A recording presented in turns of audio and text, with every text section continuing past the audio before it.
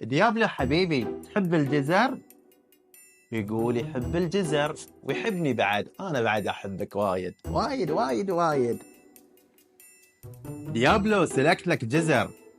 بعد ما سلكت الجزر قطعته قطعة قطعة، خليته يبرد يكون طعمه وايد حلو. يحبونه الكلاب ويحبه ديابلو بالعافية.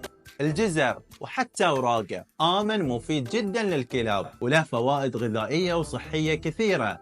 أبرز فوائد الجزر للكلاب: غني بالبيتا كاروتين، وهو مركب يتحول في جسم الكلب إلى فيتامين A اللي يعزز صحة العينين والبصر.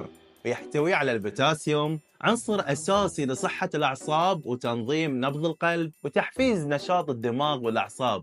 ويحتوي على فيتامين بي 6 يساعد على توازن الصوديوم والبوتاسيوم في الجسم، ويدعم صحة الجهاز العصبي والمثانة. وغني بفيتامين كي اللي هو ضروري لقدرة الجسم على تجلط الدم، وخاصة في حالة الجروح. ومصدر ممتاز للألياف وتنظم حركة الأمعاء وتساهم في صحة الجهاز الهضمي وتدعم الجلد وفرو الكلب. وراح أقول لكم فوائد غير غذائية للجزر. ينظف الأسنان طبيعياً. لما يمغض الكلب الجزر الني تتنشط الأسنان وتزال طبقات البلاك وبقايا الطعام.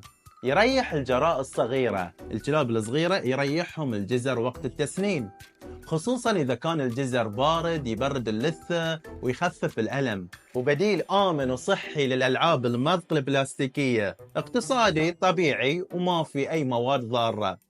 زين دكتور، نعطيهم جزر ني ولا مطبوخ؟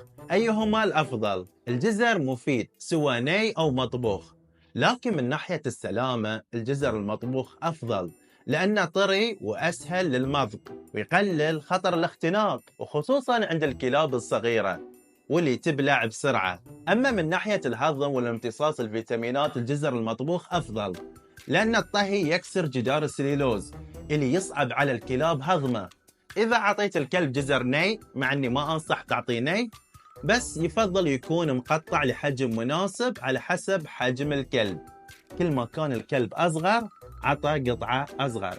والحين شاركوني في التعليقات، هل كلابكم يحبون الجزر ولا ما يحبونه؟